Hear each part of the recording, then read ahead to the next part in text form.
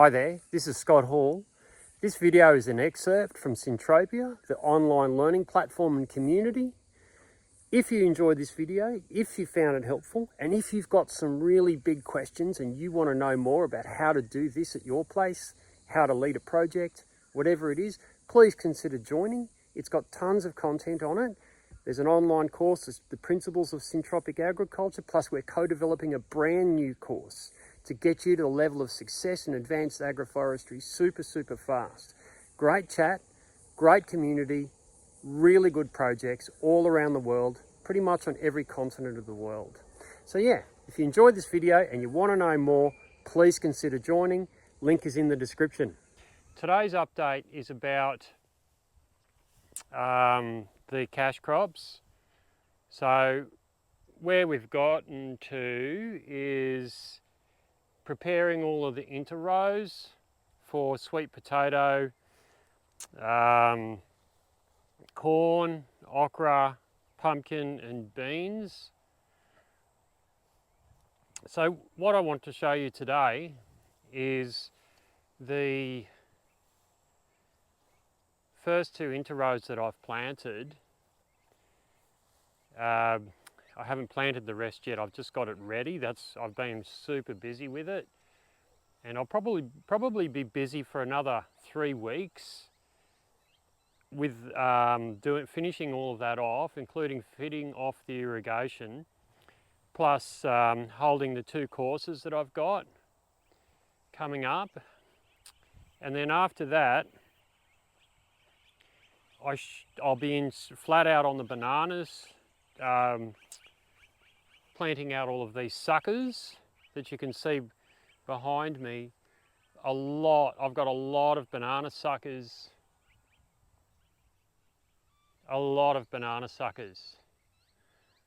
So there's going to be a lot of muscle needed in a few weeks, but that's all cool.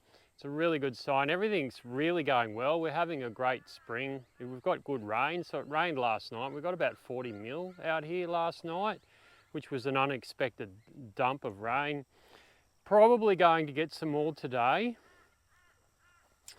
So, and this season it's going to be a warm and wet one, so I do expect floods. But let's have a look at what we've planted and the reasoning behind it. Some of it is based on experience, but there's a lot of experiment in this one. So I'm hoping to have some fun with this. I already am. So let's just have a look. So I'll just quickly explain the 2 rows that I'll show you.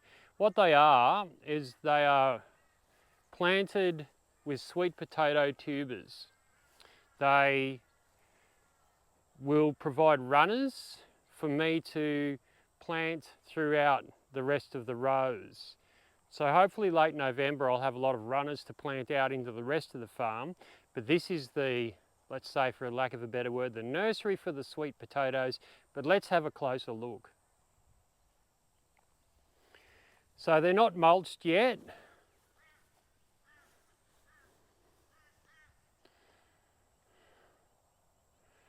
The mulch is going to come from here. These are mounded, and the mulch will sit on the shoulder of the mound, leaving an opening up the centre.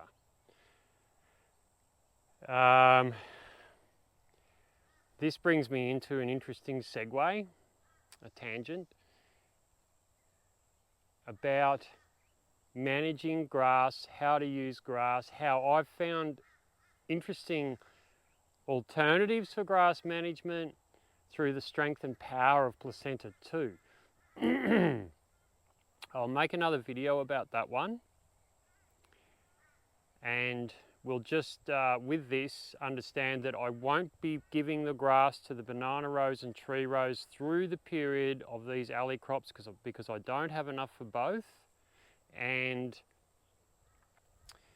I found a way to do the tree rows in placenta 2 and early secondary without mulch in a very highly satisfactory way, which was actually more revealing to me than I first anticipated, and I actually wrote a course, the new course, based on a lot of those insights. So we'll have a look at that in another video soon.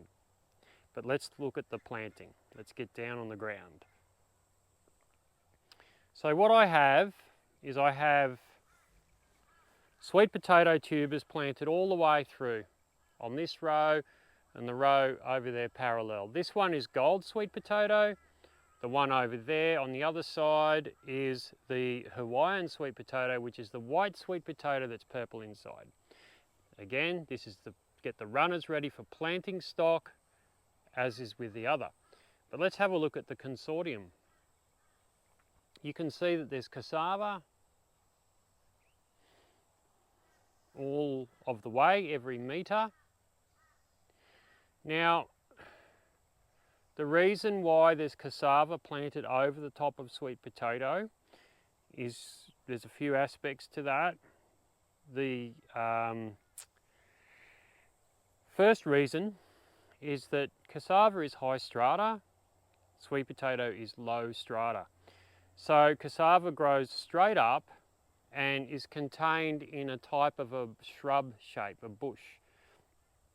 Sweet potato just runs its vine everywhere all over the ground. They can grow together, they don't compete for light. Now, with what happens underground, I have never done this before, this sort of formally. But I'm going from advice I had years and years and years ago. I can't remember who told me. Somebody who knows a lot more than me from Brazil. And the sweet potato and the cassava grow well together underground, even though they're both a tuber competing for the space.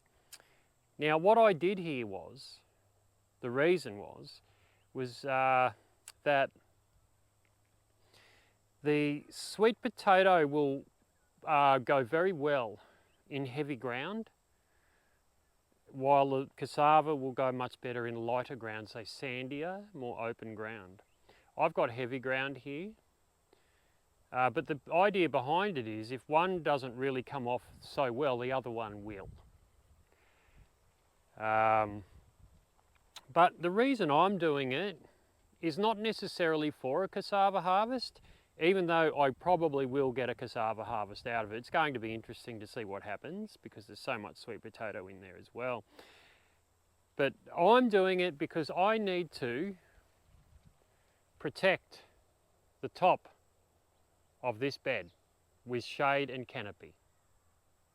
With a cassava every metre, I'm rest assured that I have a big, healthy, bushy, long line with my runners growing out in amongst the grass. And yes, it's going to be a little bit interesting to go through the grass with the snips and cut the runners for transplanting, but that's a problem I'm happy to deal with because I've got all of these other benefits with this whole agroforestry, all of the relationships between plants going on. And if that's a little bit more work, it's a very small price to pay for the benefits I get through all of these plants working together. But let's look at it again a little bit more closely because there's more to it and I'm experimenting with something. And I'll start with that experiment. Here you can see a tomato with a cassava, as you can here. And here, and there is 11 more tomato. I've always wanted, this is the second year I've wanted to, but I haven't had a chance until now, to plant cassava with tomato in a consortium to produce tomato. Now, we've got to understand that we're not going to interfere with the sweet potato when we plant this. It's not going to be too much of a problem. We've got all of this above ground space and the roots will network together. We know that that's not a problem. Now, I'll go into what I want to achieve through doing it this way once I include the rest of the plants in the consortium. So we have planted with every cassava as well as the tomato a castor oil. and they aren't quite popping up yet because they were planted by seed. But with every cassava, there is castor oil and a tomato. Now, one would assume that there's too many plants there. And in an unmanaged way, for the results we want, there is. So the idea is to bring the castor straight up high, as it does on its own anyway. And that castor, being castor oil, is purely sacrificial. So as soon as there's any indication of too much light being taken from the tomato, or too much shade being put on the tomato by the castor oil, we cut it. And that's such a good problem to have, because when we cut it, we release the growth signals, we release the liquid carbon and all of the goodness. And it's an emergent, so it may be able to hold for a fairly decent period of time before it gets in the way. If it gets in the way, it's gone. So now, the other reason it's the cassava and tomato are together, this is the main one. In my climate, in summer, it can be difficult to grow tomatoes because it gets quite tropical. And everybody in Australia almost, particularly though in this area where tomatoes want to be grown at this time of the year, it's all done in greenhouses and polytunnels. They get good yields, it costs a lot to do, they get great tomatoes. The mentality now has shifted to where you can't grow tomatoes any other way, which I find interesting, because we used to all get our tomatoes from the ground in the open. So I want to find out first what it really is, what we really get when we grow tomatoes in the ground. Yeah, we're going to get losses in attrition, but how much? But further than that, in a consortium, how does a tomato behave? So the idea is that tomato and cassava grown together, the cassava, when it's cut back, releases so much goodness. This is what we really love about cassava in agroforestry. And so with those the release of liquid carbon and all the soil food, I'm going to be supporting, hopefully, a very strong presence of soil life, which is going to interact with the tomato. And so I want to be able to, whenever the cassava gets too big for the tomato and bushy, which it won't very often because the tomato will be trained up out of the way of the cassava at a 45-degree angle, I'm going to cut back the cassava and I'm just going to check the health of that tomato. I've got a bit of a gut feeling that they're going to be okay. These are a slicing tomato. They're not the toughest tomato in the world. They're Gross Lissy, which is a pretty good old heirloom variety of tomato, a bit of a bellwether. So we'll just check it out and see what happens. So that's the idea there. Now there's one more thing. In between, the tomato and cassava are planted every metre. In between it is underground, is the sweet potato, but we do need to remember that that is going to be a lateral growth out on the ground. It is low strata too. But in between every half metre,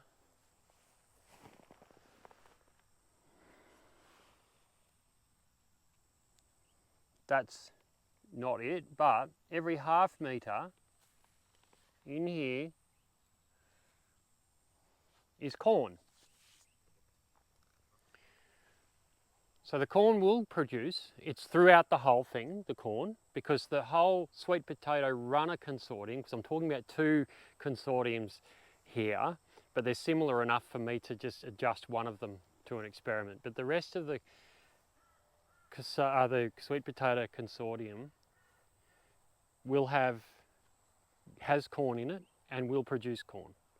So corn is the targeted passive yield outcome of my sweet potato runners crop.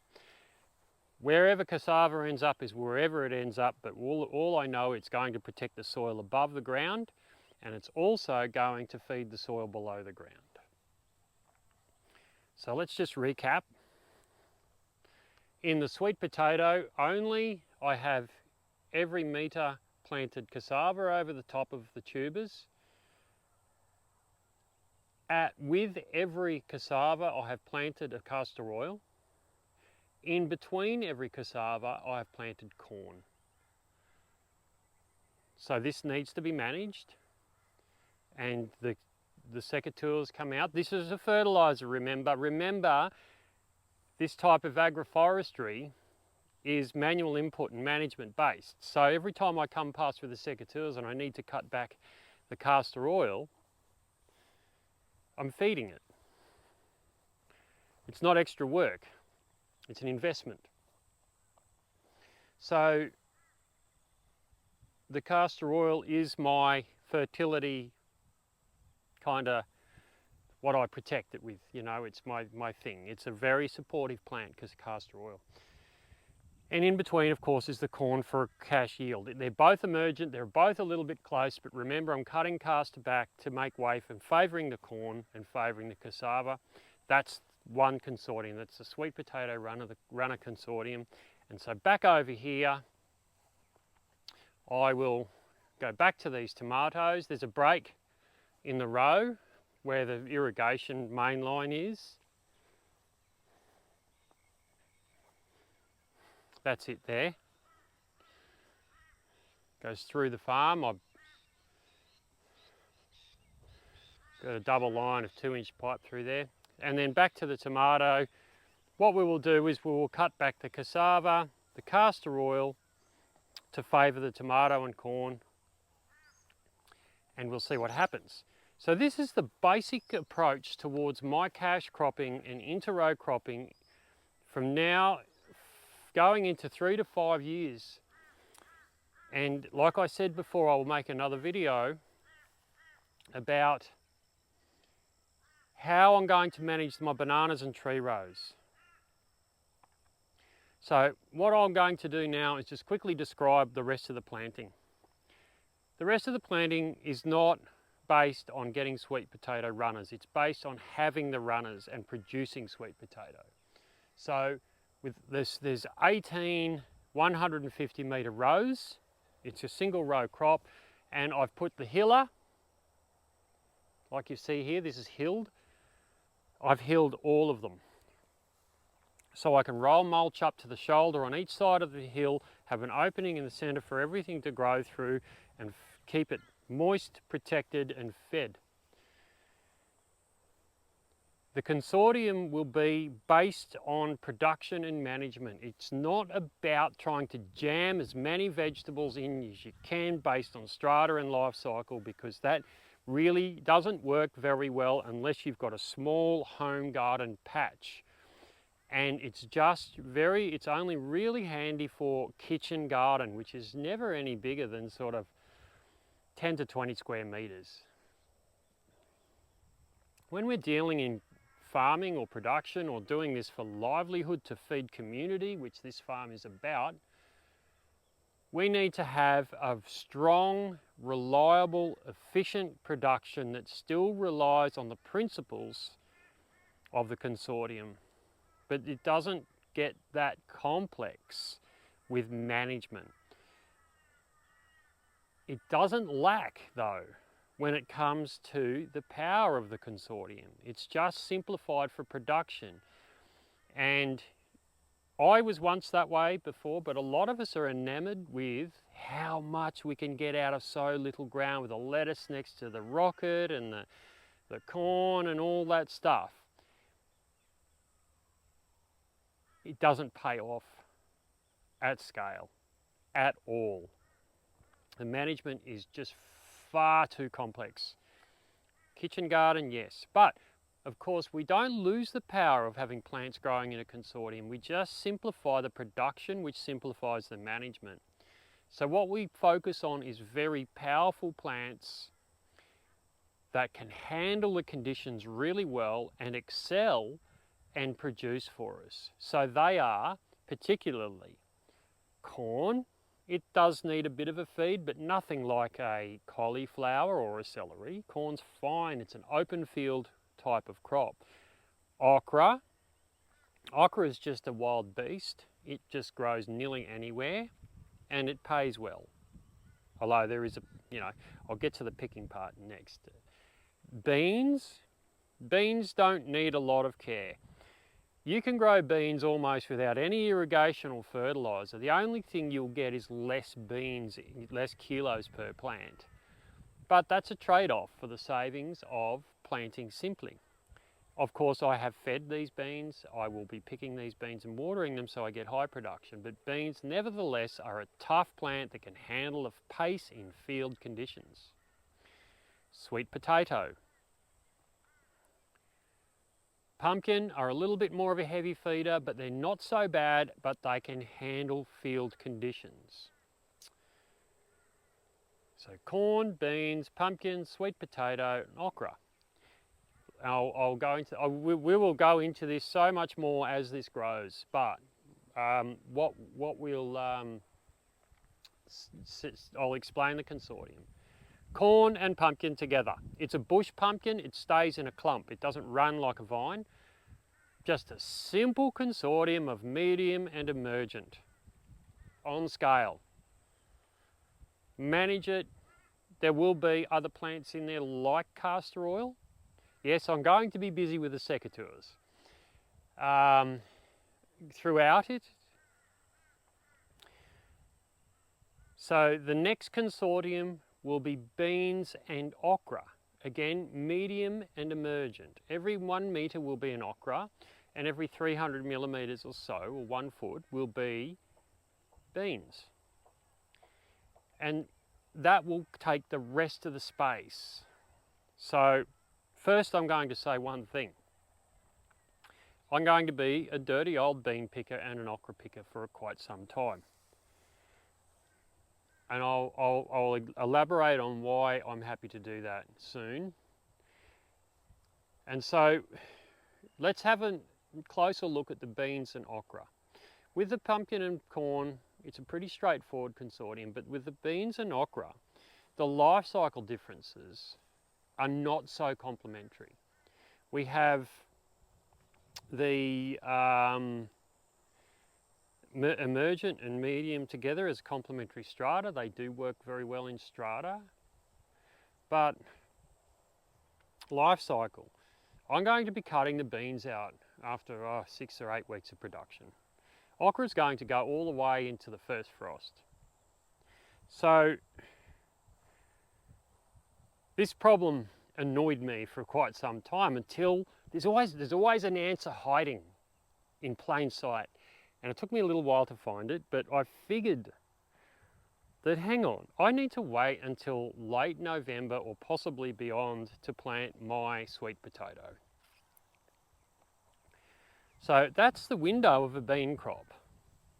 So what I'm going to do is when it's time to plant the sweet potato, I'm going to cut back all of the beans and I'm going to prune the big lower laterals off the okra. And I'm going to create a cycle change, a growth pulse. And through that cycle change on the next cycle will be the sweet potato. I will plant the sweet potatoes between the okra. That's the strategy. I've never done it before, but I'm going to give that a shot. I can't see why it won't work. It might be a bit of fiddling with labour and stuff like that. And then the consortium will move through succession from beans to sweet potato under okra, which the okra is the anchor, the kingpin that'll hold it all together and send some growth pulses through those laterals. You know, those okra laterals can get very big, so they're a decent stimulus and cycle pulse. for that. So that's it. Now I hope that it is simple. I hope I explained it simply. I'll try to get time to put a diagram together. I think I can, because we've got rain coming, so I can get home and get on the computer and draw up a diagram.